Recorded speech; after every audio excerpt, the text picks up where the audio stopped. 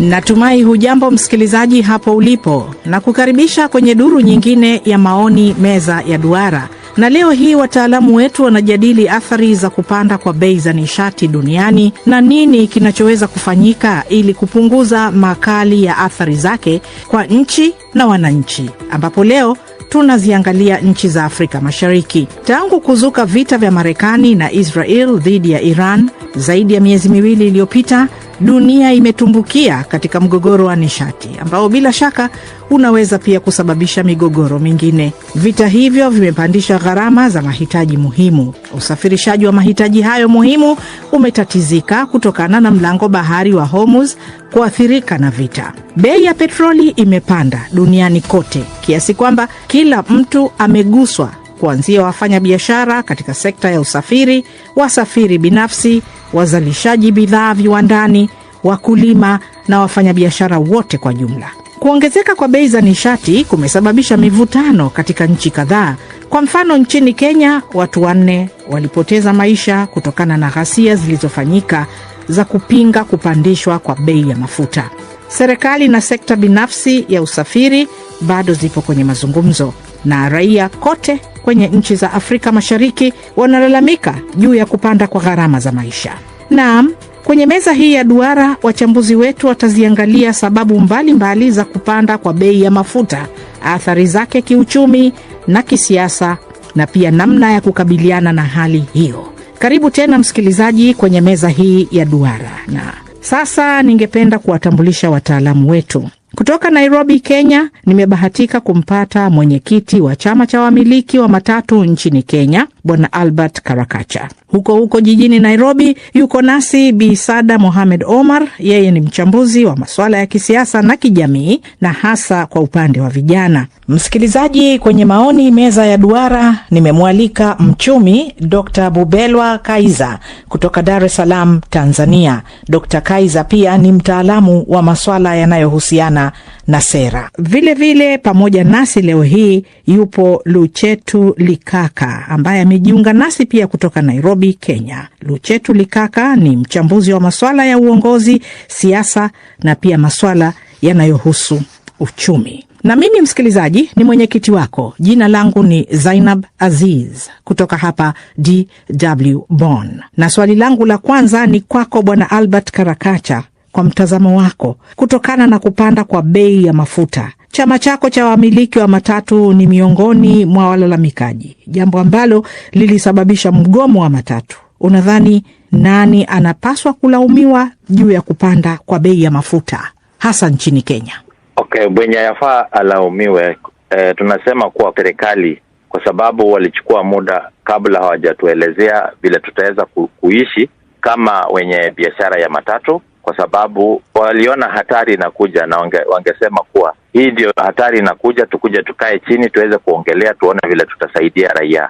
So ile tunasema kuwa serikali yafaa ilaumiwe, lakini tumeongea na hao, tutakuwa na mkutano waweze kurekebisha, ndio tuweze kuona vile tutaweza kuendelea. Sasa wewe Bwana Luchetu Likaka, unasemaje juu ya hilo? Mwenyekiti, nianze kwa kusema kwamba kweli swala la mafuta kupanda duniani unaathiri biashara nyingi, sekta zote za uchumi, kwa sababu mafuta ndio nguzo muhimu ya usafiri, uzalishaji wa viwanda, kilimo na biashara. Hapa hivi tunaona kwamba swala hili litakuwa na mwingiliano tofauti, na ndio hivyo unaona kwamba Wakenya waliweza kuandaa mgomo, kwa sababu sisi tuko na historia kwamba rais aliyo mamlakani alikuja kwenye mamlaka kwa kusukuma kwamba angeanza kubadilisha swala hili na kupunguza bei ya mafuta. Akaleta ile tunaita government to government, ile hapa Kenya inajulikana G2G. Na hiyo G2G ilikuwa mpango kwamba ingesaidia kupunguza gharama ya mafuta.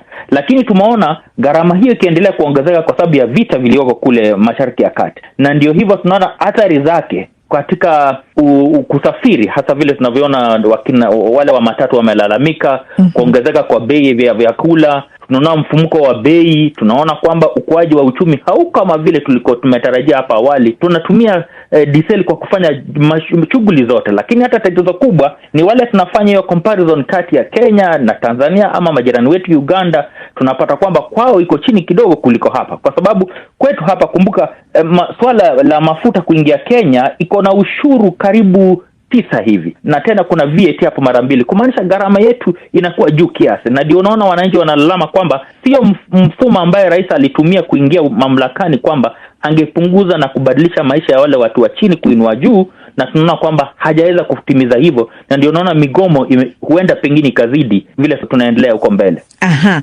labda nimgeukie Bi Saada Mohamed Omar. Kwa jumla watu hapo ulipo wanasema nini juu ya matukio ya hivi karibuni? Watu wana mitazamo tofauti. Kuna baadhi wanaokubaliana nao, kuna baadhi wanaopinga, kuna wanaona ni sawa. Watu wamegawanyika. Wako ambao wanasema walioandamana wamechukua hatua ambayo sio sahihi kwa sababu kutokana na hali ni ngumu dunia nzima. Kuna wale ambao wanasema kwamba mafuta imepanda duniani. Si swala la kulaumu serikali kwamba tuzoee tu hali jinsi ilivyo, na kuna yaani kila mawazo ni tofauti ya watu. Wewe binafsi umepata matatizo gani kutokana na mgogoro huu wa nishati? Kwa kweli mgomo usafiri, mimi kama mimi uliniathiri, na naamini ulitugusa sote, walio na magari, wanaopanda matatu za kawaida, mabasi. Shughuli zangu binafsi zilisimama kutokana siwezi kwenda kokote. Wanangu hawakuweza kwenda shule, kusema kwamba kuna school buses za kuwachukua kuwapeleka, amna, kila kitu kimefungika. Njia yote mbadala ilihitaji labda uwe na mfuko mkubwa zaidi. Pikipiki zilipandisha bei maradufu, sijui ukisema unachukua taxi, sijui unafanya nini, hali yani nauli ziliongezeka pakubwa. Kwa hiyo mtu utakuta bora ukae. Hata ukiangalia mboga ambazo tulikuwa tunanunua labda juzi kati labda na shilingi 30, kwa siku hiyo zimepanda mpaka shilingi 60 70. Ni hali ambayo nadhani imetugusa sote, kila mtu. Dr. Bubelwa, kwa maoni yako, ni kwa kiasi gani Tanzania imeathirika kutokana na matukio ya Mashariki ya Kati na hasa kutokana na kupanda kwa bei ya mafuta ya petroli? Matukio ya vita ambapo tumeshuhudia kuanzia tarehe 28 mwezi wa pili, mataifa ya Israeli pamoja na Amerika wamekuwa wanashambulia taifa la Irani. Pale taifa la Irani kuna mlango wa Hormuz, mlango ambao unapitisha asilimia takribani 30 ya mafuta yanayotumika duniani yanatoka katika eneo hilo la Ghuba. Kutokana na vita hiyo kumepelekea mataifa mbalimbali hususani yale ambayo hayana mafuta kujikuta kwamba gharama ya nishati inapanda na kuathiri uchumi. Tanzania na Afrika Mashariki kwa ujumla kuwa ni wahanga wa bei hizi kupanda na pengine kuleta mtikisiko kwenye uchumi. Tumeona hivyo katika Tanzania, lakini vile vile nchini Kenya, nchini Uganda, Rwanda, Burundi na Kenya. Hali imekuwa sio nzuri, vijana wameandamana, gharama ya maisha imekuwa kubwa, na tumeona kwamba serikali ya Kenya imeitikia kwa kupunguza bei ya mafuta ili angalau kupunguza makali ya maisha. Kwa Tanzania hali bado ni ile ile. Wakati vita inaanza, bei ya mafuta ilikuwa kwenye shilingi 2,800 mwezi Februari. Kufika mwezi Machi mafuta yakapanda bei, kaingia kwenye 3,000 na zaidi kama 400 hivi. Lakini ninapozungumza kwa bei iliyotangazwa mwezi wa 5, mafuta yamepanda kufika takriban shilingi 4,300, 4,400, 4,500 kulingana na urefu wa mahali ambapo usafirishaji mafuta yanafika kwa barabara. Kwa gharama ya usafirishaji inavyokuwa imeongezeka, kwa hiyo na bei ya mafuta inakuwa imeongezeka. Tanzania pamoja na mataifa mengine tumepata athari kubwa kiuchumi kwa sababu gharama za maisha zimepanda. Nishati ni muhimu sana unapokusanya zana za kusaidia maendeleo, lakini zaidi unapokuwa unakusanya uzalishaji mali. Bwana Karakacha, ni changamoto zipi zinazowakabili wamiliki pamoja na waendeshaji? Na kwa sasa tunaongea mambo ya mafuta ya diesel. Whereby hiyo ndio imetukabidhi kabisa, kwa sababu imechukua faida yetu yote, na hiyo ndio tunajaribu kusukuma tuone vile, because uwezo kufanya biashara na ukose kutengeneza faida. So kwa sasa tunasema tushikilie hiyo mambo ya mafuta tuweze kumaliza, kwa sababu bila hiyo nchi haiwezi kaendelea. Kwako Dr. Bubelwa, hii si mara ya kwanza kuongezeka kwa bei ya mafuta duniani kote. Hebu tuelezee kwa kina ili tupate kufahamu juu ya athari za kiuchumi. Kwa sasa hivi bei inapanda, kwa hiyo maana yake ni kwamba gharama za usafirishaji zimepanda, bajeti za watu za matumizi ya kwa upande ya kwenda kazini, kurudi kazini, kusafirisha bidhaa, kusafirisha mazao kutoka vijijini, kusafirisha bidhaa kutoka madukani, viwandani, gharama zake zimepanda. Kwa hiyo kuna njia mbili, ama msafirishaji anapandisha bei na bei zimeshapanda tayari, au anashindwa kusafirisha asipate hasara na acha shughuli hiyo. Na hiyo ina athari kubwa zaidi kwa sababu eneo la usafirishaji linakuwa limekwama. Lakini vile vile kuna viwanda ambavyo vinategemea mafuta hayo kwa ajili ya kuendesha mitambo. Tunatarajia na tumeanza kuona bei zinapanda, bidhaa mbalimbali kutokana na gharama za mafuta kupanda. Kwa hiyo natasema hapa ni kwamba mafuta yamepanda, lakini vile vile na hasara imekuwa ni kubwa na inaendelea kuwa kubwa, na watu wananungunika mitaani. Katika mazingira haya ni kwamba bei inatakiwa ishuke, na serikali ina jukumu hilo la kuhakikisha kwamba kunakuwa na usalama wa matumizi ya nishati ili uzalishaji uweze kuwa mzuri, badala ya hii hali ya sasa ambayo ni kama ni mshtuko katika uchumi wa taifa. Bwana Likaka, ni nini kitapaswa kufanyika katika kukabiliana na hali kama hiyo? Mimi naona ni hivi. Swala moja ambalo ni nyeti na lazima lishughulikiwe, vile mataifa yataweza kukubaliana katika ile njia ya kuhakikisha kwamba wale ambao wanategemea mafuta kutoka nchi zingine, vipi yataweza kuwa moderated ili tusije kuathirika zaidi. Kwanza kuna haja ya kupunguza matumizi. Kama taifa kama la Kenya, ni vyema pengine kama serikali izingatie kupunguza matumizi ya serikali yenyewe, kwa sababu vipi rais atasafiri kule ugaibuni na ndege aliyokodi ambaye ni ndege ya kifahari, na hapa nyumbani tuwalalama kuhusu gharama. Pili, kuna mambo ambayo lazima yashingatiwe, kupunguza kodi kwa bidhaa muhimu. Kuna haja ya kupunguza ushuru kwa mafuta, kwa chakula, ambaye ni msingi wa mwananchi wa kawaida ambaye anategemea ili apate nafuu.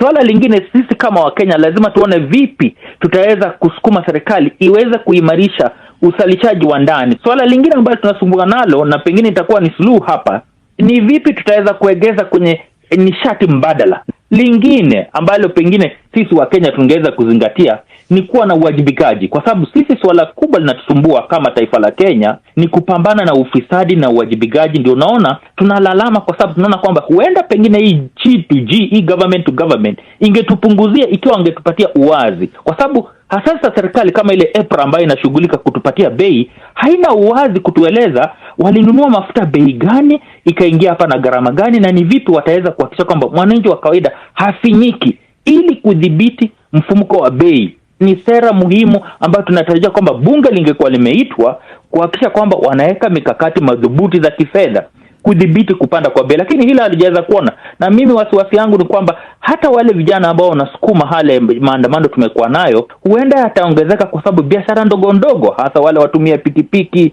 wale wanaofanya biashara ndogo ndogo hapa na pale, wanahisi uchungu mno, kwa sababu ni uzito upande wao kuweza kuendeleza maisha yao kila siku kwa sababu ya swala ambalo ni la kodi.